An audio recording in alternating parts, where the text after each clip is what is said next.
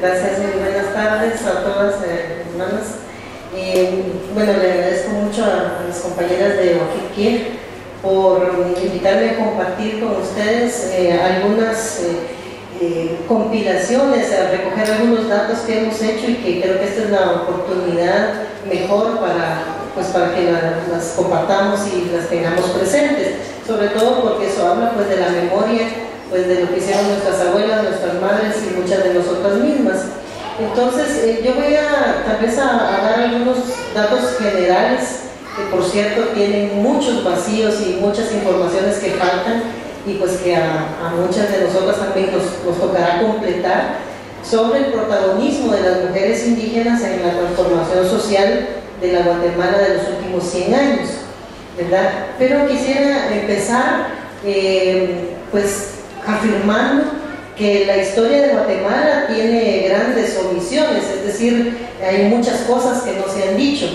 Y una de las más importantes de esas omisiones o de esas cosas que no se han dicho es precisamente el registro de todos los aportes de las mujeres indígenas en la transformación de este país. Por eso mismo, las informaciones que encontramos sobre su participación en los acontecimientos que han cambiado nuestra vida diaria, pues es escasa, está fragmentada, no es de fácil acceso, ni está registrada o simplemente ha pasado desapercibida. Pero bueno, bien sabemos que no ver equivale a desconocer y por ello es el acto político más importante que sustenta la negación de las mujeres indígenas como sujetas y protagonistas de la historia de este país. Las crónicas de la invasión y de la colonización en el siglo XVI hablan muy vagamente de las numerosas guerreras mayas que salieron a defender el territorio, pero casi no existe, por ejemplo, el relato del papel que jugaron las mujeres mayas gobernantes, aunque ya la antropología y la arqueología actual tienen muchas pruebas de su existencia. Se construyó alrededor de la imagen de la mujer indígena una imagen precisamente de sumisión al orden, y se desconocen todos aquellos hechos que muestran el involucramiento consciente de la mujer indígena en procesos políticos contra todo tipo de autoritarismos, entre ellos, por ejemplo, la participación voluntaria de cientos de mujeres indígenas en las filas guerrilleras durante el conflicto armado interno entre los años 1962 a 1996. Esther, por ejemplo, fue la primera combatiente Ixil que salió a luz pública en 1974, cuando el ejército guerrillero de los pobres realizaba su primera conferencia en Chajul. Y es que precisamente el sistema colonial español de 1524 a 1821 se había encargado durante más de 300 años de desarrollar mecanismos para someter y para desactivar políticamente a las mujeres indígenas, precisamente por medio de su reclusión tanto simbólica como física a la servidumbre.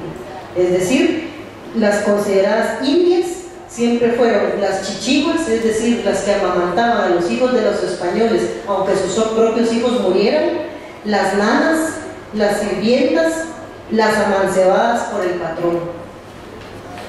Ya para inicio del siglo XX en Guatemala, es decir, en 1900, apenas habían transcurrido algunas décadas de la reforma liberal, que fue en 1871, y que había expropiado buena cantidad de las tierras comunales a los pueblos indígenas, y todavía estaban vigentes la dominación económica alemana a través de los grandes latifundios cafetaleros, cuando se hicieron las primeras visibilizaciones públicas de las mujeres indígenas en el siglo XX. Estas visibilizaciones se hicieron a través de los famosos concursos aquellos de India Bonita, que se celebraban en varias cabeceras departamentales importantes, sobre todo Cobán y Quetzaltenango. Esto fue en la segunda mitad de los años 30. Estos concursos surgieron en un contexto sociopolítico y cultural particular en Guatemala.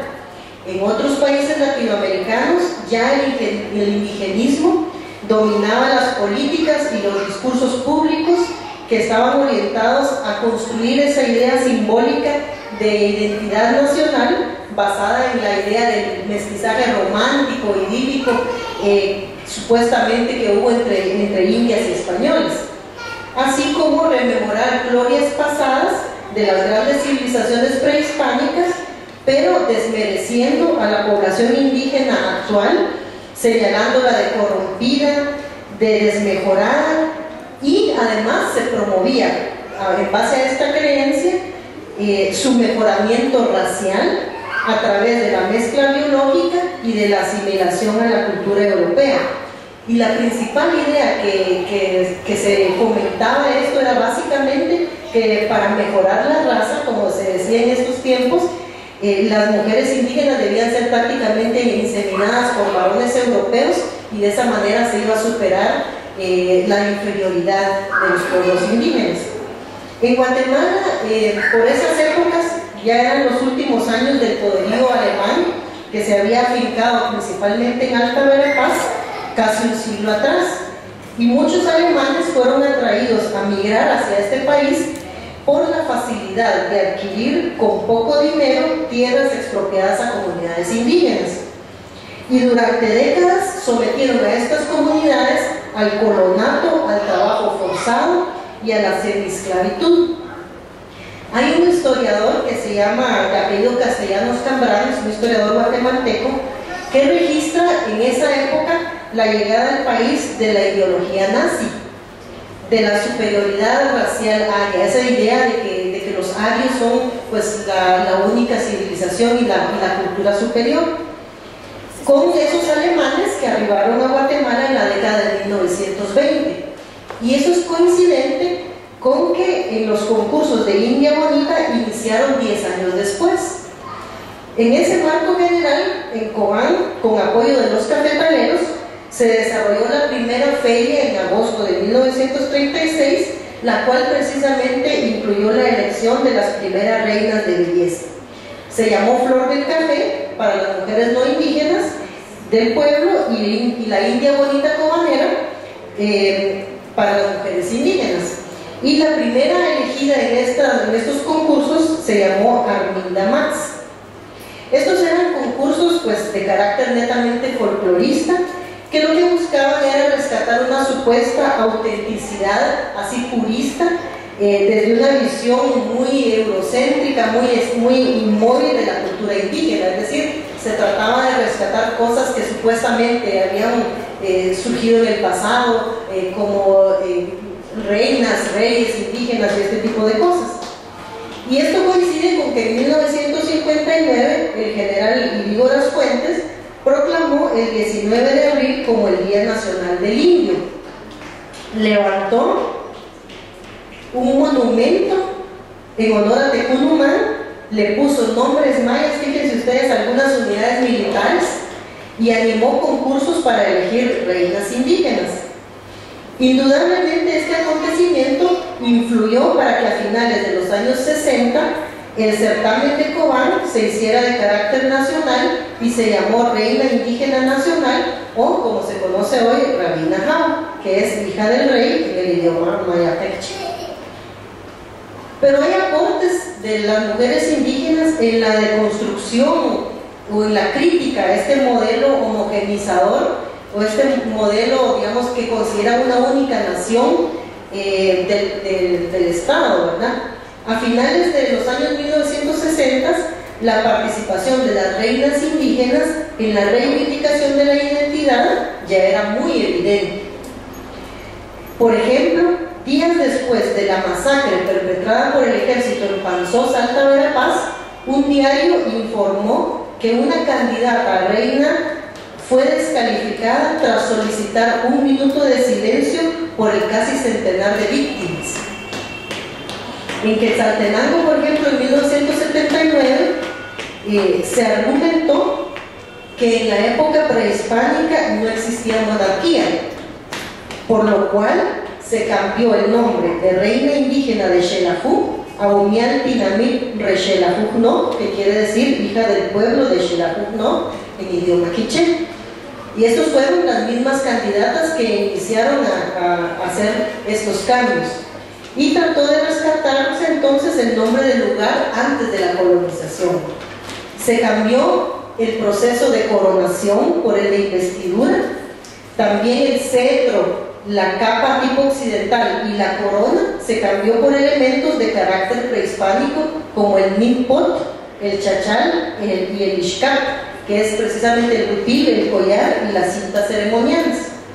Pero en todas estas transformaciones, lo más importante es que fue muy decisiva la influencia del naciente movimiento local de reivindicación política quiché, que estaba integrado por muchas mujeres quichés de la región y que ya planteaba para esa época la necesaria descolonización de la cultura. A partir de ese año, por ejemplo, ya se le entrega a la ganadora, al momento de la investidura, un ejemplar de la traducción del libro sagrado quiché, Popuk, de Adrián Inés Chávez,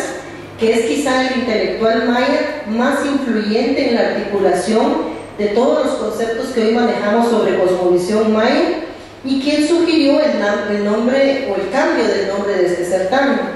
En 1979, la primera Unialtinami Rexelajú, ya no reina indígena, fue Aura Leticia Canastú Coyol y recibió el Popuk de las mismas manos de Adrián Inés Chávez. Con el inicio de las negociaciones para la paz y el auge del movimiento indígena, los discursos de las candidatas a Rabina Jau comenzaron a cambiar. De ser discursos localistas y folcloristas, pasaron a ser discursos fuertemente reivindicativos de su identidad o también de denuncia por las condiciones de pobreza, explotación, racismo y violencia política a la que era sometida la población maya. Por ejemplo, Hilda Clemencia Chen González,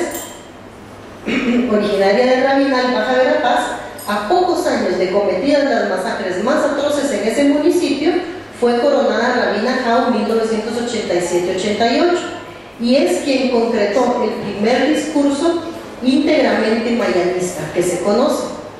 A partir de ahí, los perfiles de las concursantes mostraron un cambio muy significativo, que se había iniciado pues ya antes, pero haciendo en el discurso una verdadera muestra de las transformaciones tanto en la visión como en las posturas políticas de las mujeres indígenas. Muchos de estos discursos reivindicaban los derechos de los pueblos indígenas, así como la necesaria revitalización maya en general a través de los idiomas, vestimentas y tradiciones.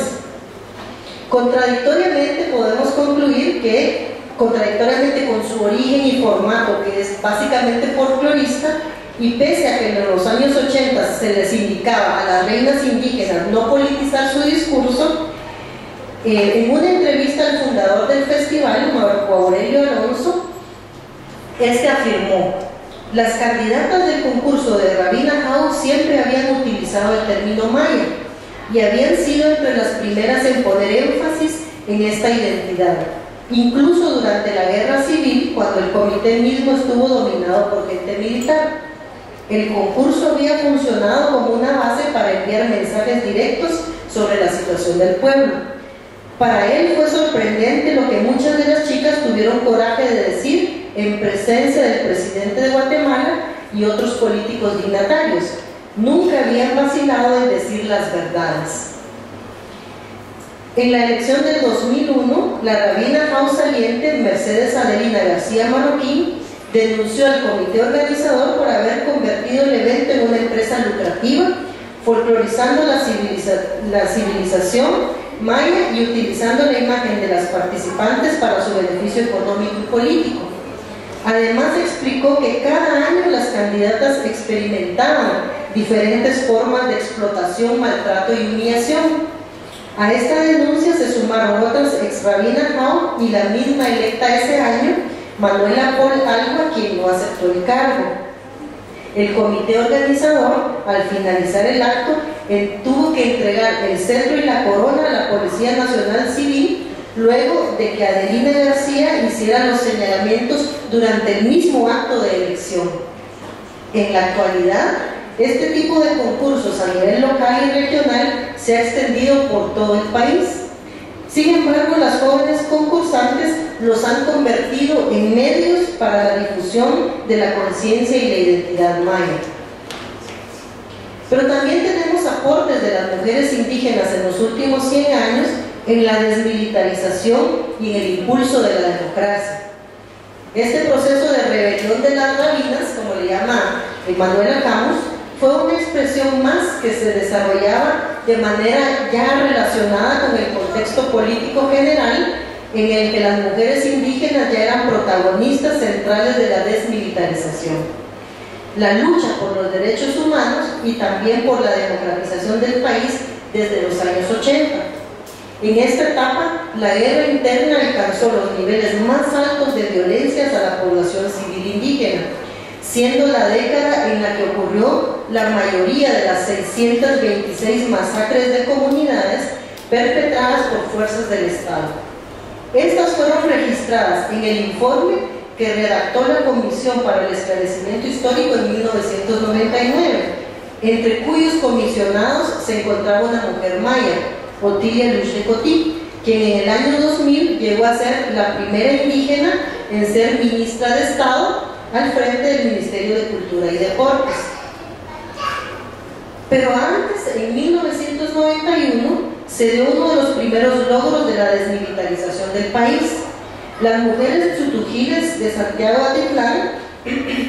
tuvieron un papel central en la organización comunitaria para conseguir que ese municipio fuera el primero en lograr la expulsión del ejército y el cierre del destacamento militar debido a la masacre realizada en esa localidad el 2 de diciembre de 1990. Ya para 1992, año del quinto centenario de la colonización del continente americano,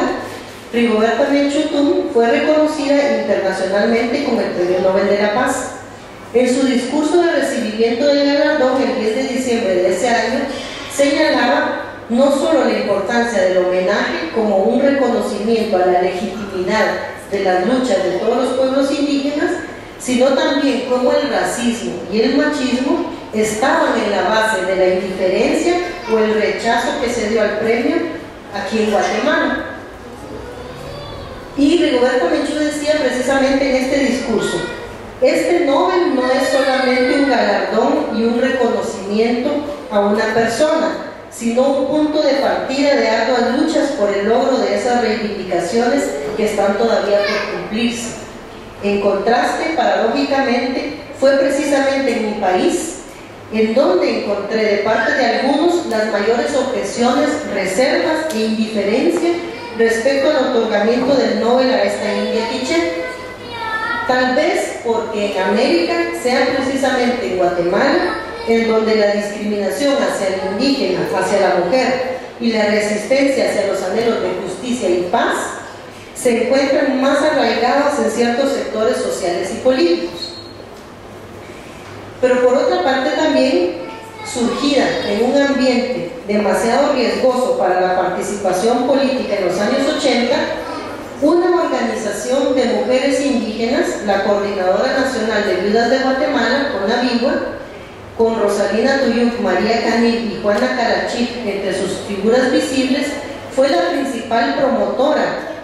de la eliminación del reclutamiento militar forzoso en todo el país,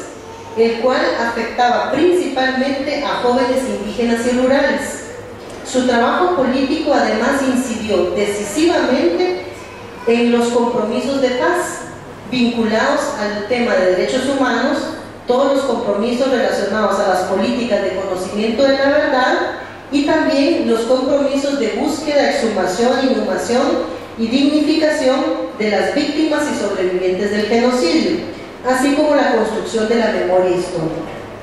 De hecho, durante los procesos de diálogo y negociación para la firma de la paz en Guatemala, la participación de las mujeres indígenas organizadas fue decisiva para la consideración en los acuerdos de paz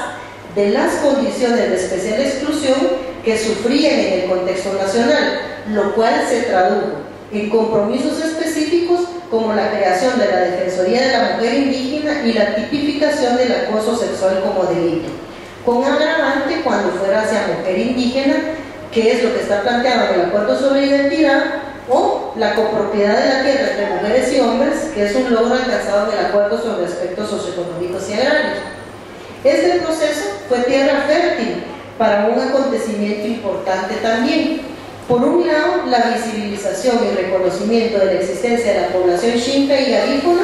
a través de la participación de mujeres representativas de ambas culturas en los procesos de diálogo, y por otro, el reconocimiento del carácter pluricultural, multiétnico y multilingüe de la nación. En este proceso tuvo un papel fundamental la Comisión Permanente para los Derechos de la Mujer Indígena de la Coordinadora de Pueblos Mayas de Guatemala, COMAGUA, interlocutora con el sector gubernamental para la negociación de las modificaciones legislativas que fueron necesarias para la implementación de los derechos de los pueblos indígenas. Algunas de las participantes en dicho proceso fueron María Morales, Consuelo Cabrera y Cleotilde Vázquez, quien también fue cofundadora de dos organizaciones importantes, Beleje Bax y la Instancia de la Mujer Cabuco. Esta última fue la que dirigió el proceso de formulación de un proyecto de ley a partir de una propuesta inicial elaborada por mujeres mayas en el exilio en Costa Rica de la organización Liga Maya Internacional, cuya presidenta era Juana Batzibal. Cabuc gestionó alianzas con otras organizaciones de mujeres para presentar la iniciativa de ley de dignificación y promoción integral de la mujer aprobada en 1999, la cual fue llevada a su discusión al Pleno por la diputada quiché Manuela Alvarado. Las mujeres mayas también han aportado en la resistencia cultural y en la construcción del discurso político de lo maya como unidad. Mujeres indígenas como Blanca Estela Alvarado estuvieron entre quienes gestionaron la creación de la Academia de Lenguas Mayas de Guatemala, y son las mujeres quienes han mantenido históricamente la vigencia de los idiomas en la vida diaria y la resistencia a la castellanización, aún a costa de la mayor discriminación de aquellas que se han quedado en el monolingüismo. Son las madres y las abuelas las que fundamentalmente insisten en la transmisión a las nuevas generaciones del idioma, conocimientos y valores culturales, la tradición oral, la medicina, etc. Por esas mismas razones, el peso del racismo y la discriminación para las mujeres ha sido mayor. Son en su mayoría mujeres quienes han mantenido viva la tradición textil y su uso cotidiano como vestimenta, a pesar de saberse mayormente discriminadas por este hecho.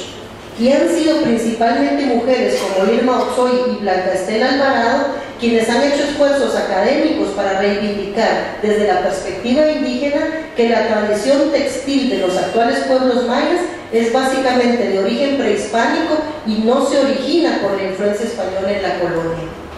De manera simultánea con la revitalización maya local, han sido mujeres jóvenes quienes han promovido la recuperación de los trajes antiguos de cada comunidad, poniéndolos como referentes simbólicos y de cohesión comunitaria, revalorizando con ello el trabajo de las ancianas y las técnicas textiles prehispánicas. Pero a la vez que reivindicaban los usos antiguos, las mujeres organizadas alrededor de la reivindicación de lo maya como unidad hicieron surgir una nueva tendencia en la forma de vestir, alrededor del argumento de que si todas las expresiones regionales constituían una sola unidad como pueblo maya, era legítimo el uso de trajes de otras regiones que no fueran la propia. Esto, que inicialmente fue un acto político de las líderes del movimiento, pronto se ha convertido en una tendencia general entre las mujeres indígenas, ya sean organizadas o no organizadas. La importante vinculación de las mujeres indígenas al trabajo informal obedece principalmente al poco acceso a la profesionalización y al dominio de las destrezas lingüísticas y simbólicas necesarias en el escenario laboral dominante, pero también corresponde a la decisión de quedarse en el único, aunque restringido y precario escenario donde no se debe prescindir o eliminar el traje, el idioma y de los hijos para poder laborar. Los cuestionamientos de las mujeres a la violencia y actitudes machistas en el interior de las comunidades y la dirigencia indígena se convirtieron también en la semilla que obligó a la mayoría de organizaciones e intelectuales a repensar y reflexionar sobre los efectos del colonialismo, el autoritarismo y el machismo en los comportamientos sociales hacia las mujeres indígenas. En las organizaciones, muchas de las lideresas iniciadoras del movimiento maya condujeron las discusiones de género hacia el concepto de complementariedad entre mujeres y hombres, proveniente de los fundamentos de la cosmovisión maya, el cual, decían, debía retomarse y aplicarse si en realidad se quería llegar a ser verdaderos mayas como los antepasados. Este acontecimiento ha generado una rica discusión que ha abonado en la concreción de cambios internos en organizaciones, como algunas políticas de paridad en la representación del liderazgo. Además, ha contribuido a que nuevas generaciones mayas organizadas sean guiadas por este debate en la construcción de nuevas formas de ser mujer indígena y ser hombre indígena que se han ido configurando. De igual manera, han promovido cambios en el ejercicio de la espiritualidad indígena al reafirmar el papel sagrado de la feminidad, lo que favoreció la formación y visibilidad pública de mujeres guías espirituales. Han reivindicado ejercicios espirituales netamente femeninos, como el de las comadronas. Así también han insistido en la celebración de fechas conmemorativas que en el calendario ritual están dedicadas a la mujer, especialmente el Belger Bats, hasta que este se ha convertido en práctica habitual de organizaciones y muchas comunidades. Estos son, para ir finalizando, solo algunos acontecimientos que las mujeres indígenas, principalmente organizadas, cosecharon en la transformación tanto institucional, política y cultural de Guatemala. Ya en el siglo XXI, las prioridades de lucha de muchas mujeres indígenas en las comunidades y en las organizaciones se concretan en una nueva etapa de defensa de la madre tierra y el territorio ante los actuales modelos productivos extractivos y depredadores de la naturaleza. Hace falta verdaderamente mucho camino aún por recopilar, recrear y reconstruir desde la perspectiva de las mujeres indígenas el propio relato de su participación en todo este hilado histórico de lo que Guatemala es hoy. Muchas gracias.